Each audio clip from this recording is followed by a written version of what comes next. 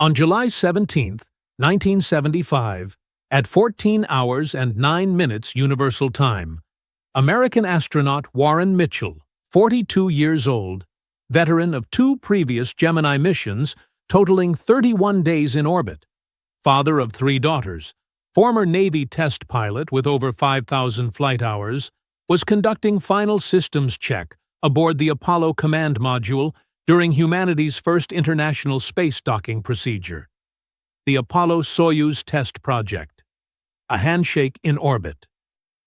Cold War diplomacy at 17,500 miles per hour, 140 miles above Earth's surface. Mission Control in Houston was monitoring every parameter. Soviet Flight Control in Moscow was doing the same.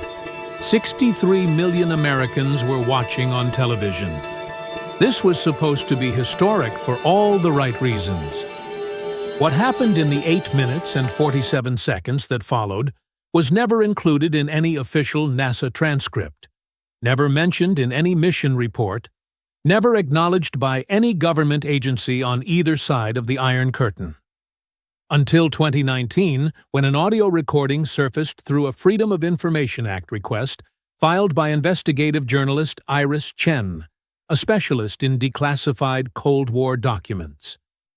The audio, verified as authentic by 3 independent forensic analysis labs including MIT Lincoln Laboratory, captured Warren Mitchell's voice, calm, controlled, professional, and describing something that should not exist. Houston, Apollo. We have visual on an object. Repeat, visual on an object between our position and Soyuz. Distance approximately 200 meters from our bow. No prior radar contact. No trajectory data. It's just there. There was a pause. 3.2 seconds of silence. Then Dale Summers, Capcom in Houston, the voice of Mission Control, responded with the kind of careful tone reserved for moments when protocol doesn't cover what's happening. Apollo, Houston, can you describe the object? Size, configuration, any identifying markers? Warren's voice came back steady, methodical, exactly as NASA had trained him to be during thousands of hours of simulation. Negative on identifying markers, Houston. Object is approximately 65 meters in length. Cylindrical structure with what appears to be 3 distinct sections. No visible propulsion. No heat signature on infrared. No radio emissions on any monitored frequency. And Houston, it's matching our orbital velocity. Exactly. Point for point. That last detail was the impossible part. To maintain position relative to Apollo at orbital altitude required constant minute adjustments. Thrust, propellant, visible engine burns. This object showed none of those things. It simply held position as if orbital mechanics didn't apply to it. Soviet Commander Holden Volkov, aboard the Soyuz 19 spacecraft just 400 meters away, confirmed visual contact through his own window. His transmission to Moscow, also declassified in 2019, used nearly identical language. Unknown object, cylindrical, no propulsion signature, maintaining orbital parameters. For the first and only time in the entire Apollo-Soyuz mission, the coded emergency channel between Houston and Moscow activated. Flight Director Garrett Webb in Houston spoke directly to his Soviet counterpart. The conversation lasted 42 seconds. Neither government has ever released the content of that exchange. What is known is that both sides agreed on immediate radio silence regarding the object. Both sides agreed to continue the docking procedure as planned. Both sides agreed that this event would be classified under the highest levels of national security protocols. The object remained visible for exactly 8 minutes and 47 seconds. Then, according to Warren Mitchell's leaked audio diary, it accelerated. Not gradually, instantaneously. from matching Apollo's 17,500 miles per hour to disappearing beyond visual range in under 2 seconds. The G-forces required for that kind of acceleration would liquefy any known material, turn any human crew into organic paste against a bulkhead. Warren Mitchell completed the historic docking with Soyuz 19. He shook hands with Holden Volkov in front of television cameras. He smiled for the photographs. He conducted the planned experiments. He returned to Earth as a hero. 3 months later, NASA promoted him to an administrative position at Johnson Space Center. He never flew again. When asked why in a 1983 interview with Aviation Week, his response was brief. Personal choice. Wanted to spend more time with family. Holden Volkov returned to the Soviet cosmonaut program. In 1978, he died during what Russian officials described as a routine training accident involving a Soyuz simulator depressurization. No other details were released. His personnel file remains classified. Warren Mitchell is 91 years old now. He lives in Clear Lake, Texas, 15 minutes from the Johnson Space Center, where he spent the last decades of his career. And in 2023, for the first time in 48 years, he agreed to speak on record about what he actually saw through that window in July of 1975. What he revealed wasn't just an object. It was contact. And the response from both superpowers suggests they understood exactly what it meant. The technical details Warren Mitchell revealed in his 2023 interview were specific enough to be verified, and disturbing enough to explain why two rival superpowers at the height of the Cold War would agree to bury them together. The object he described wasn't simply unidentified. It was physically impossible according to every principle of orbital mechanics, thermodynamics, and materials science understood in 1975, or, for that matter, understood today. Warren kept personal notes, handwritten in a spiral notebook, during the mandatory post-mission quarantine period at Johnson Space Center. Standard procedure for all Apollo astronauts. Those notebooks were considered personal property, not official NASA documentation, which is the only reason they weren't confiscated. In 2023, he shared photographs of those pages with journalist Iris Chen. The level of detail was remarkable. The object maintained position relative to Apollo at exactly 140 miles altitude, in an orbit inclined at 51.6 degrees to the equator, matching not just velocity, but every micro-adjustment Apollo's thrusters made to maintain stable flight path. To accomplish this without visible propulsion meant the object was either using a thrust mechanism that produced zero heat signature, zero visible exhaust, zero electromagnetic emissions across the entire monitored spectrum from radio through infrared through visible light, or it was using something that wasn't thrust at all. Warren's notes included a sketch. The cylindrical object showed 3 distinct sections, each separated by what appeared to be a darker band or ring. The forward section seemed smooth, almost polished. The middle section had what Warren described as geometric patterns, possibly panels or access points, regular intervals, precise. The aft section was identical to the forward section. Perfect symmetry. No markings, no windows, no features that suggested human or Soviet construction. The Apollo command module carried infrared sensors designed to measure heat signatures from the lunar surface and from the Soyuz spacecraft during approach. Those sensors recorded ambient background radiation from space, solar radiation from the sun, waste heat from Apollo's own systems, and the heat signature from Soyuz 19,400 meters away. Where the cylindrical object should have registered, there was nothing. Not cold, not hot, nothing.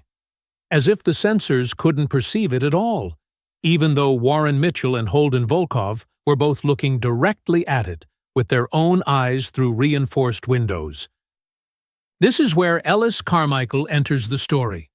Ellis worked as a telemetry analyst at NASA Johnson Space Center from 1975 through 1982, specializing in orbital mechanics data verification. His job was to cross-reference telemetry transmitted in real time during missions against archived data after splashdown to catch any anomalies, equipment failures, or transmission errors. Routine quality control.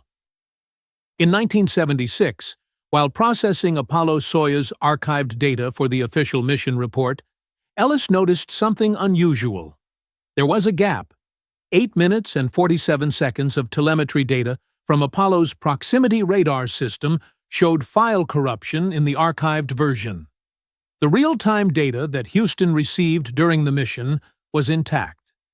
But the archived version, the permanent record, had been deliberately overwritten with null values. Someone had gone into the NASA archive system and erased specific sensor data from a specific 8-minute window on July 17, 1975. Ellis filed a report with his supervisor. He was told it was a known issue, a software glitch during the data transfer process, already documented and resolved. Except Ellis had processed data from 15 previous Apollo missions. He'd seen software glitches. They were random, scattered, affected multiple systems across multiple time frames. This was surgical. One system, one time frame, 8 minutes and 47 seconds. Exactly the duration Warren Mitchell later claimed the object was visible. Ellis didn't push further. Not then. But he kept a copy of his report, and he kept a copy of the comparison showing intact real-time data versus corrupted archive data. In 2019, when Iris Chen's FOIA request brought the leaked audio to public attention, Ellis was 71 years old, retired, living in Galveston. He contacted Iris directly and provided his documentation. It corroborated everything. The Soviet side of the story emerged through different channels, but told the same tale. In 2004, after the dissolution of the Soviet Union, a tranche of previously classified documents from the Russian space program was released to researchers at Moscow State University. Buried in those documents was a brief technical memo dated July 18, 1975, one day after the Apollo-Soyuz docking. The memo, written by an engineer named Dmitry Kuznetsov at the Soviet Mission Control Center, noted unexplained telemetry anomaly during approach phase, duration 8 minutes 50 seconds, recommend equipment inspection post-recovery.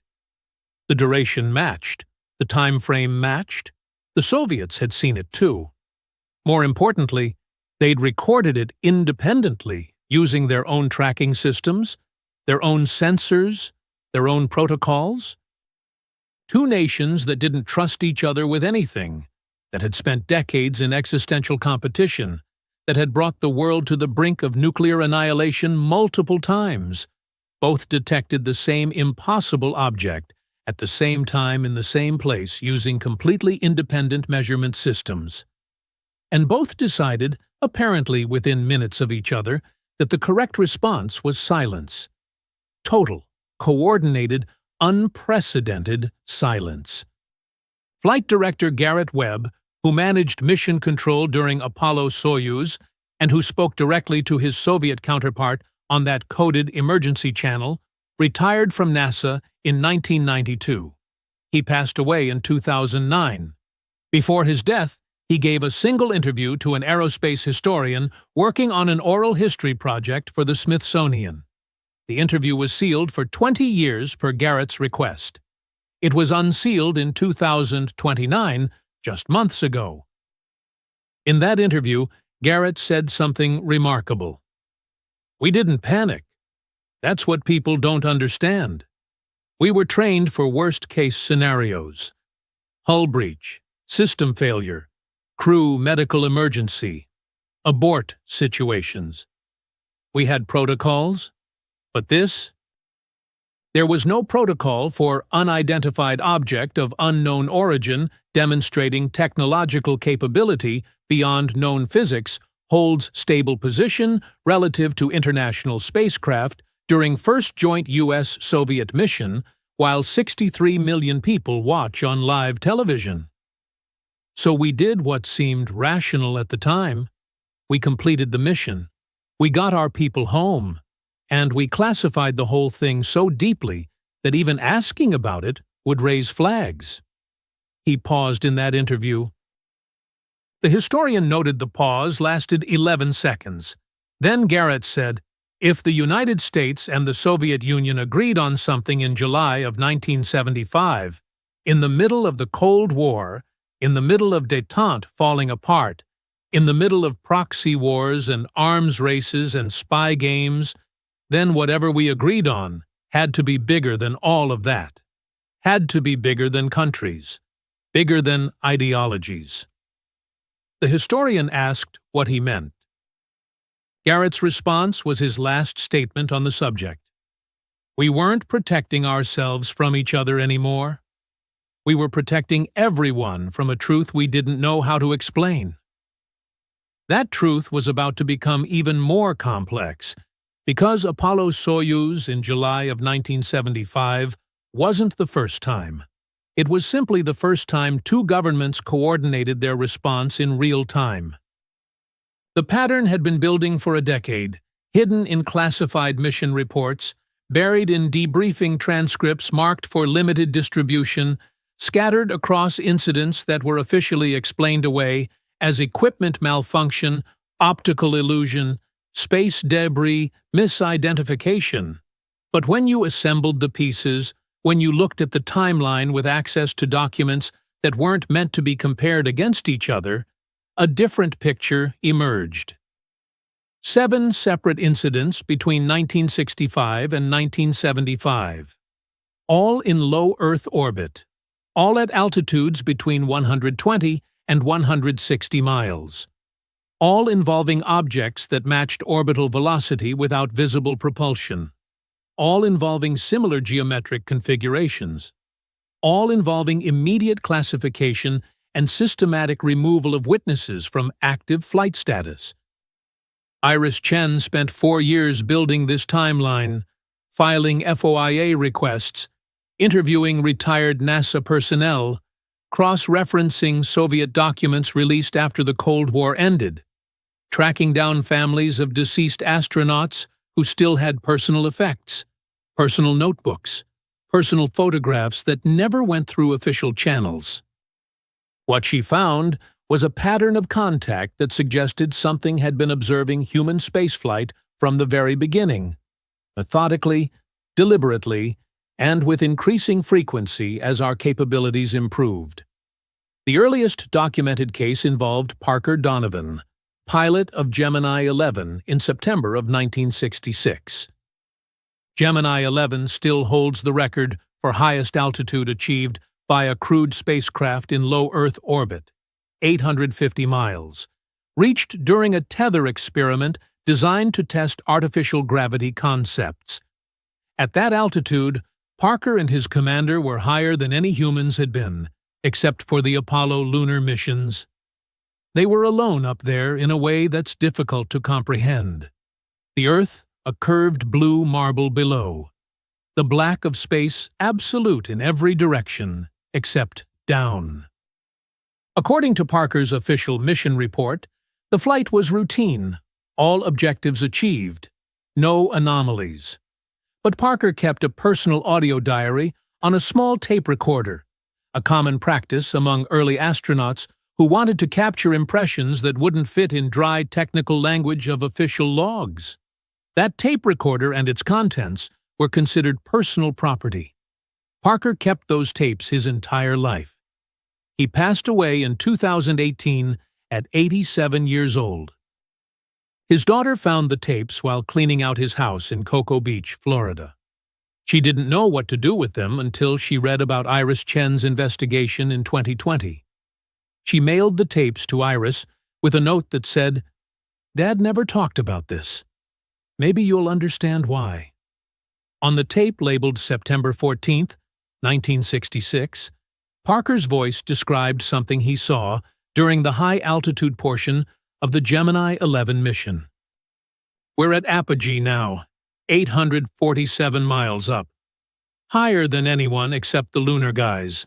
It's quiet up here. Different kind of quiet.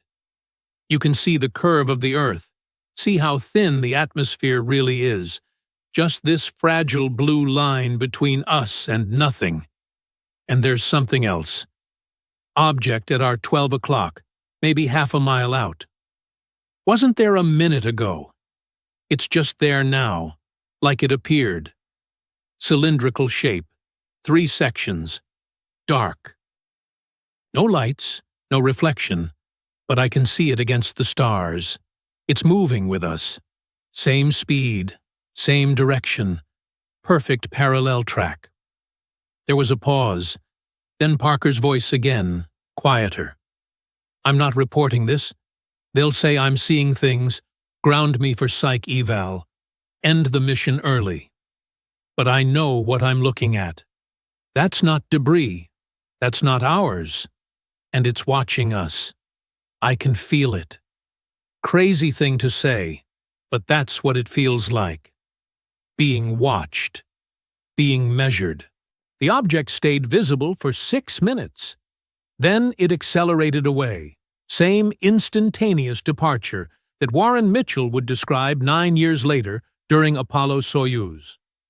Parker never filed a report. Never mentioned it in any official capacity. Completed his NASA career, retired honorably, never flew again after Gemini 11 despite being in perfect health and at the peak of his abilities.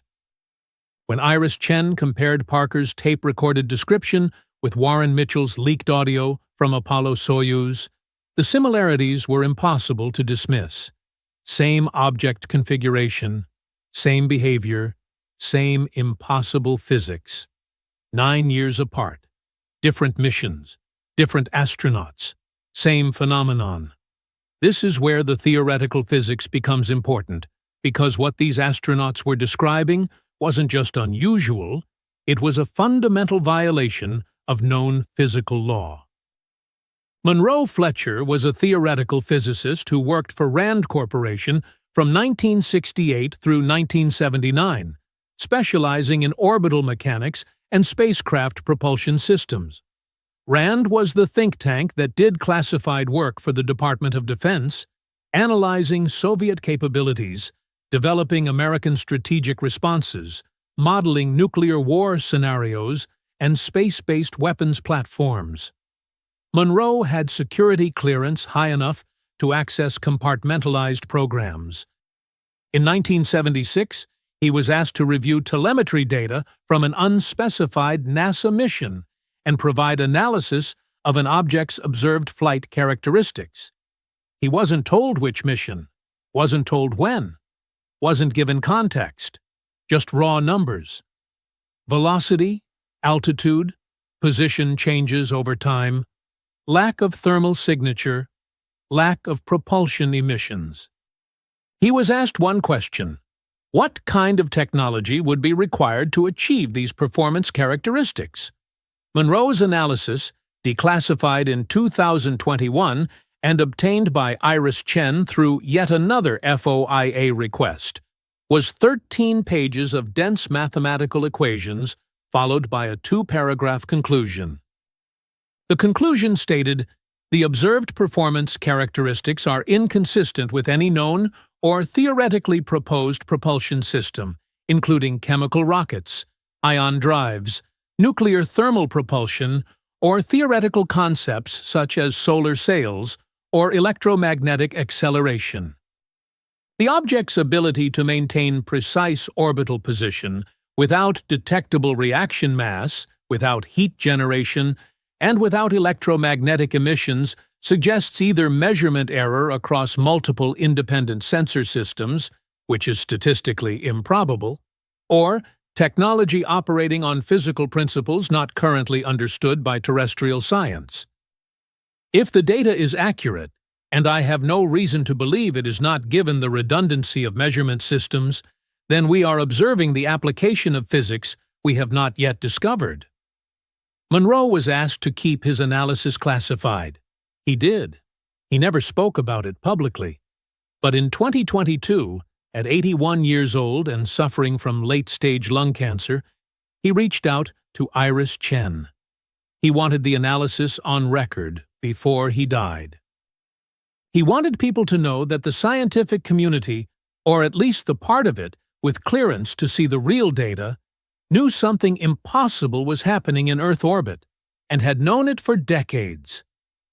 The pattern Iris assembled showed 7 incidents: Gemini 11 in 66, Apollo 9 in 69 during lunar module testing, Skylab 2 in 73. 2 unmanned satellite deployments in 71 and 74 where tracking stations recorded objects that weren't supposed to be there, and Apollo-Soyuz in 75. Each incident involved similar objects. Each involved immediate classification. But Apollo-Soyuz was different in one critical way.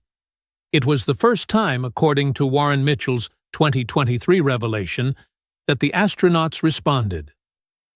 During those 8 minutes and 47 seconds, Warren made a decision that violated every protocol, every chain of command, every rule in the NASA handbook.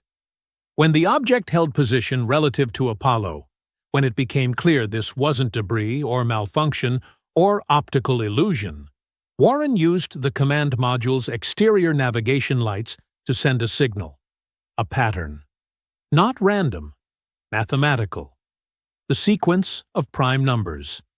2 flashes, 3 flashes, 5 flashes, 7 flashes.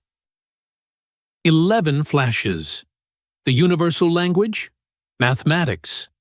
The one thing that any intelligent species would recognize, regardless of biology, culture, or origin. And the object responded. It responded with light patterns of its own, pulsing from those 3 rectangular openings Warren had sketched in his notebook. The response was the Fibonacci sequence. 1 flash, 1 flash, 2 flashes, 3 flashes, 5 flashes, 8 flashes, 13 flashes. A mathematical progression found everywhere in nature, in spiral galaxies and nautilus shells and flower petals and the branching of trees. A sequence that says, we understand mathematics, we understand pattern, we understand that you are trying to communicate and we are communicating back. That exchange lasted 90 seconds before both Houston and Moscow simultaneously ordered immediate communications shut down. 90 seconds of contact. 90 seconds that proved intelligence. 90 seconds that changed everything, except officially. Nothing changed at all. Because the mission continued. The historic handshake happened. The joint experiments proceeded. The spacecraft separated and returned to Earth. And Warren Mitchell, who had made first contact with non-human intelligence using the language of mathematics, was promoted to a desk job and never allowed to fly again. The message was clear. Not from the object. From the institutions. Some truths are too large to speak out loud. Some discoveries are too dangerous to acknowledge. And some questions, once answered, cannot be unasked. The decision Warren Mitchell and Holden Volkov made in those 90 seconds was as significant as the contact itself. Perhaps more so, because it demonstrated something that governments on both sides of the Iron Curtain immediately understood and immediately feared. Individual human beings, when faced with the unknown, will choose curiosity over obedience, will choose connection over protocol, will choose to answer when something reaches out, regardless of what their institutions tell them. Warren and Holden didn't know each other well before Apollo-Soyuz. They'd met twice during joint training sessions, once in Houston and once at Star City outside Moscow, exchanged pleasantries through translators, shared a meal, shook hands for photographs. Professional colleagues brought together by political necessity. But in that moment, 140 miles above Earth, watching an object that shouldn't exist hold perfect position in the vacuum of space, they made the same choice without consultation, without discussion, without orders from their respective command centers. When Warren used Apollo's exterior navigation lights to flash the prime number sequence, Holden immediately understood what he was doing and used Soyuz's lights to reinforce the signal, doubling the brightness, making sure whoever or whatever was in that cylindrical object could see that humans were trying to communicate. And when the object responded with the Fibonacci sequence, when those 3 rectangular openings pulsed with light in that unmistakable mathematical pattern, both astronauts knew they had just participated in first contact.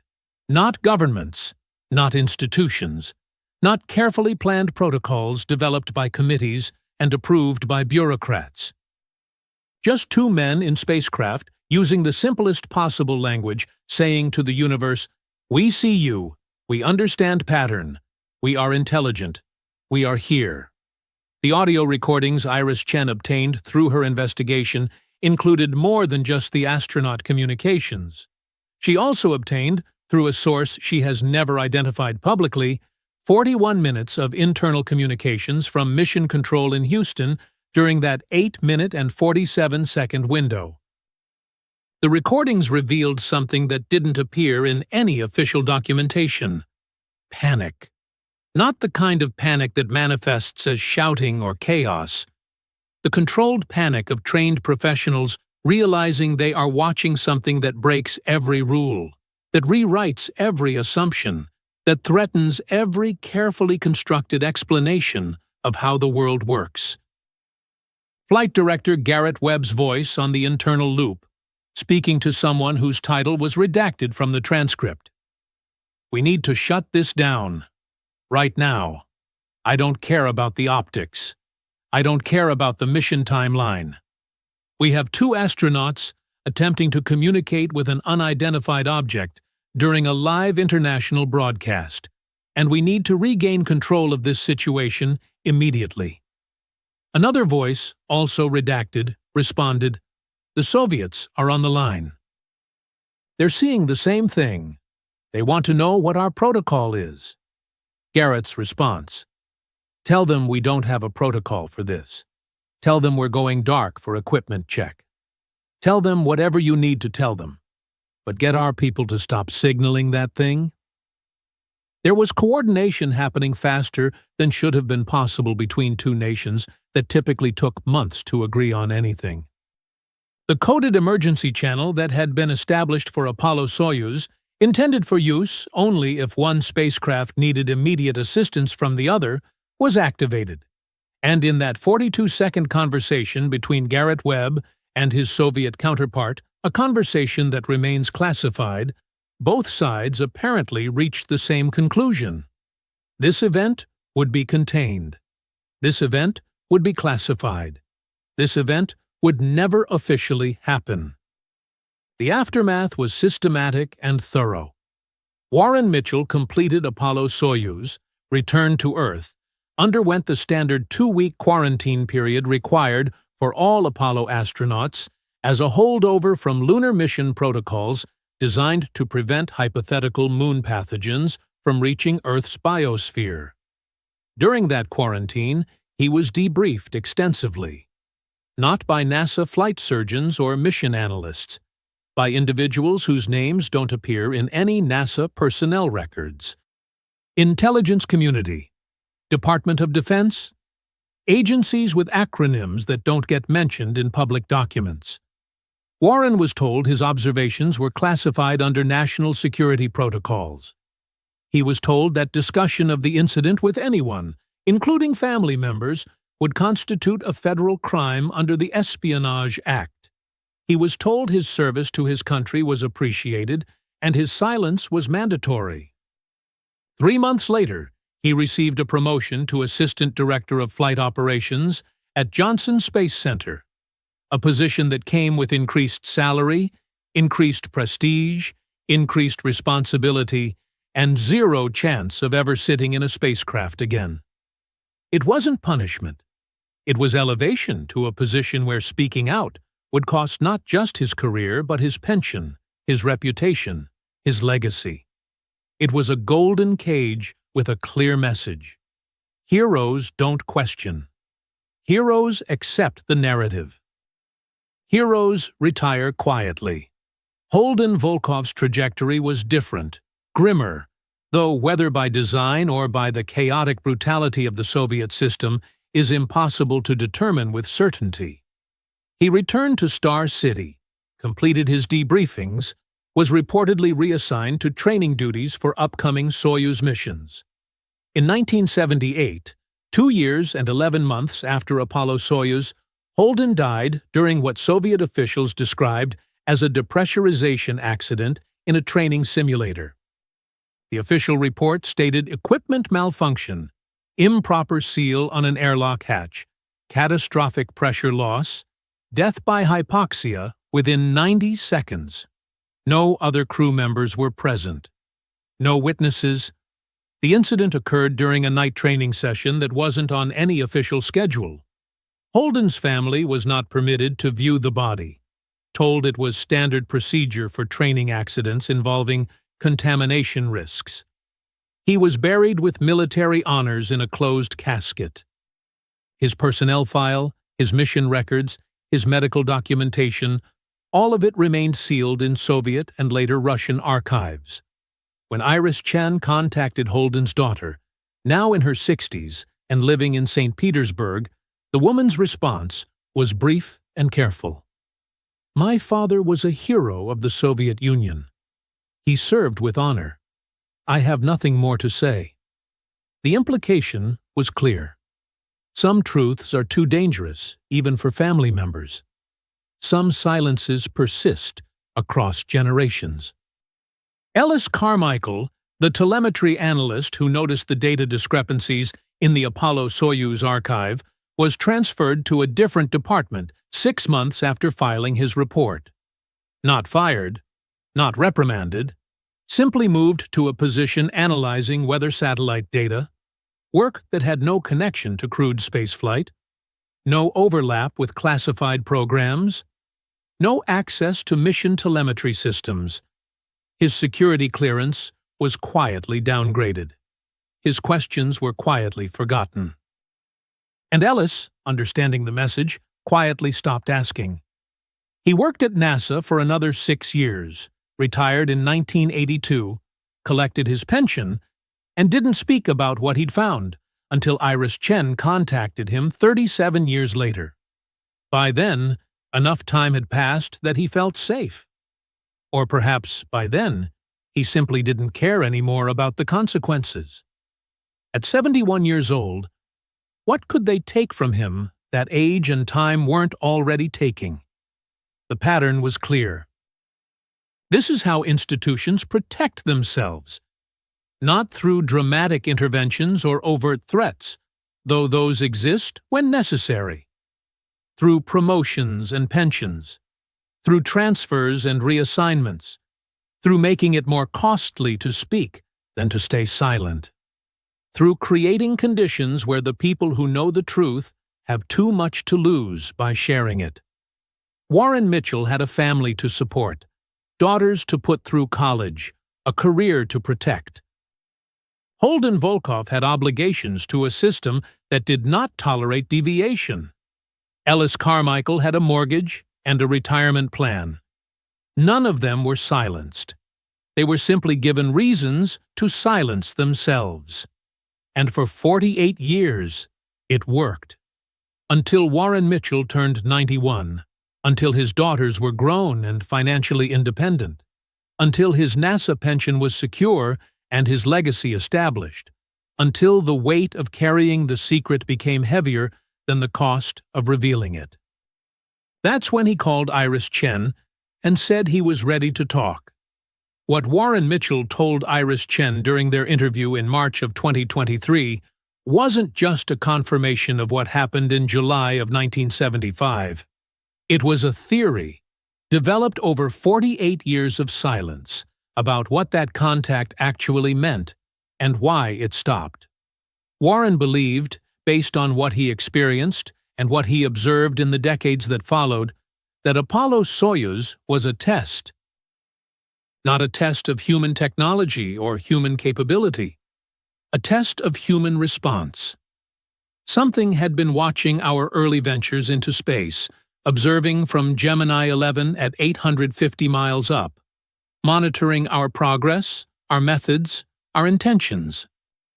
And when we finally achieved the political and technical coordination to put American and Soviet spacecraft together in orbit, when we demonstrated we could cooperate beyond our borders and ideologies for a common purpose, that's when contact was attempted. The object appeared. It held position. It waited. And when Warren and Holden responded with mathematical patterns, when they chose communication over fear, when they reached out instead of retreating, the test was complete. The object had its answer. Humanity, at least some portion of it, was capable of recognizing intelligence and attempting peaceful contact. But then, governments on both sides immediately classified the encounter, removed the participants from flight status, buried the evidence, and continued pretending we were alone in the universe. That was the second answer. The answer that said, individual humans might be ready, but human institutions are not. Warren's theory explains something that has puzzled researchers for decades. After Apollo-Soyuz in 1975, sightings of unidentified objects in low Earth orbit effectively ceased. Not completely, but the frequency dropped dramatically. The pattern of 7 incidents in 10 years from 65 to 75 simply stopped. Shuttle missions from 1981 onward reported occasional anomalies, unusual radar contacts, unexplained visual phenomena, but nothing with the consistency, the proximity, the deliberate presence of those earlier encounters. It was as if something had been monitoring our progress, reached a conclusion, and withdrew. The International Space Station, continuously occupied since November of 2000, hosts astronauts and cosmonauts from dozens of nations working collaboratively 350 kilometers above Earth. Thousands of hours of human presence in orbit. Cameras pointing in every direction. Sensors monitoring everything. And for 22 years, nothing remotely similar to the Apollo-Soyuz encounter was reported. Until May of 2022, when Commander Lisa Huang of NASA reported an object maintaining position relative to the ISS for approximately 4 minutes before departing at high velocity. The incident was briefly mentioned in news reports, quickly attributed to space debris or a Starlink satellite in an unusual orbit, and then dropped from public discussion. When Iris Chen requested official documentation through FOIA, she received a response stating the incident was under review by the Office of the Director of National Intelligence as part of ongoing UAP assessment protocols established after the 2023 congressional hearings on unidentified aerial phenomena. No further information available. The classification structure, the institutional response, the immediate containment, exactly the same pattern as 1975. 47 years later, different spacecraft, different geopolitical context, same silence. The congressional UAP hearings of 2023 represented a shift, a crack in the wall of official denial that had held since the 1940s.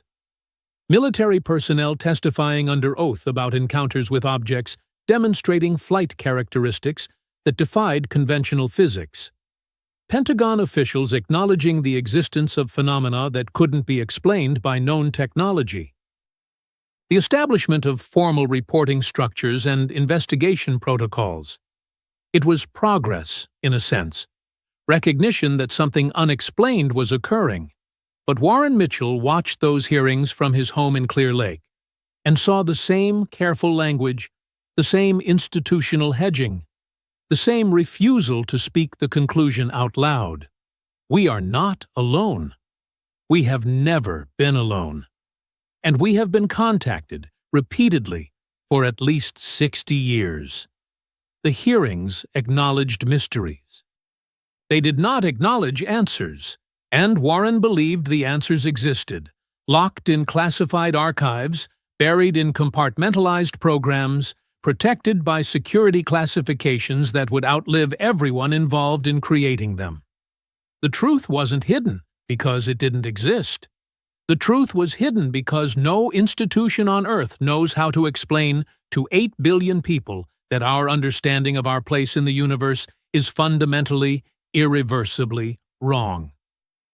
In his final interview with Iris Chen, recorded on March 9, 2024, Warren said something that cuts to the core of why this matters beyond historical curiosity or conspiracy theory.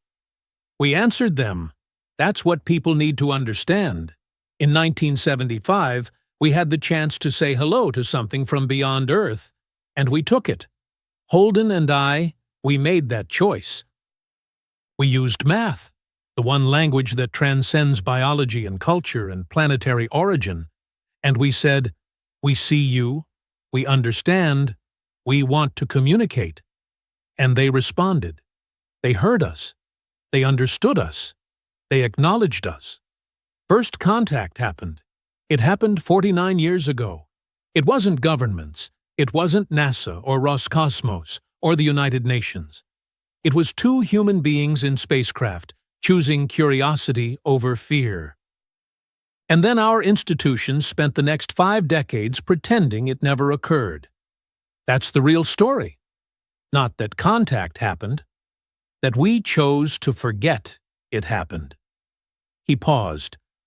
Iris noted in her transcript that Warren looked out the window of his Clear Lake home toward the south, toward Johnson Space Center visible in the distance. Then he continued, "Now we wait to see if they answer again, and if we're brave enough to listen this time, brave enough to admit what we know. Brave enough to accept that the universe is full of things we don't understand and minds we've never met. I won't live to see it. But maybe the next generation will be ready. Maybe they'll be braver than we were." Warren Mitchell passed away on March 30th, 2024, 3 weeks after his interview with Iris Chen. Official cause of death listed as cardiac arrest. Natural causes, age 91. His family declined requests for comment.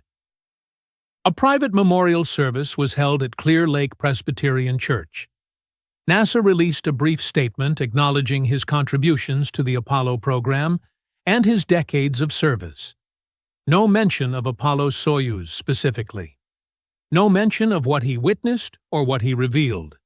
The original recordings from those 8 minutes and 47 seconds in July of 1975 remain classified under national security protocols.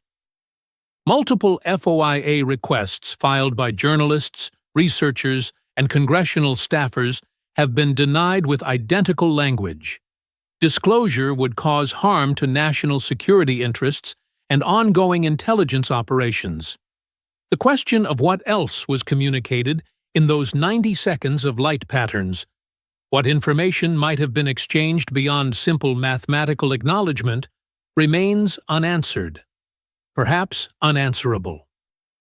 What we know is this: contact occurred, response was made, and institutions on both sides of human political divisions agreed that silence was preferable to truth.